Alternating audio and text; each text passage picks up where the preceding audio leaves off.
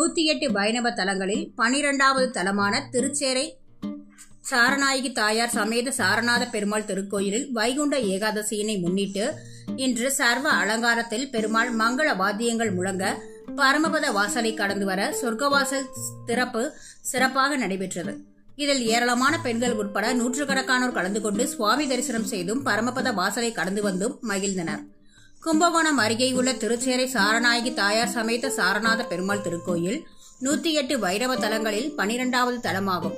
இத்தலத்தில் சாரநாத பெருமாள் ஸ்ரீதேவி, பூமி தேவி, நீலாதாட்சி, மார்பில் மகாலட்சுமி மற்றும் சாரநாயகி என பஞ்ச லட்சுமிகளுடன் அருள்பாலிக்கிறார்.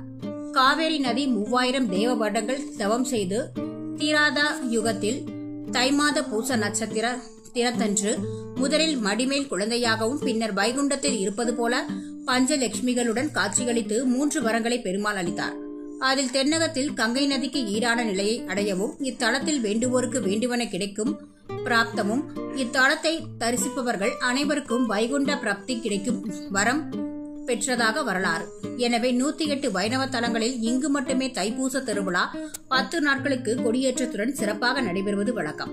இத்தகைய சிறப்புமிக்க வைணவ தலத்தில் சாரநாத பெருமாள் சர்வ அலங்காரத்தில் அழகிய பட்டாடை மற்றும் சிறப்பு மலர் அலங்காரத்தில் எழுந்தருள மங்கள வாத்தியங்கள் முழங்க பட்டாச்சாரியார் பாசுரங்கள் பாட பரமபத வாசலை கடந்து பவனி வந்தார். அவருடன் ஏராளமான பெண்கள் உட்பட நூற்றுக்கணக்கானோர் பரமபத வாசலை கடந்து வந்தும் பிரகார உலா வந்த பெருமாளை தரிசனம் செய்தும் மகிழ்ந்தனர்.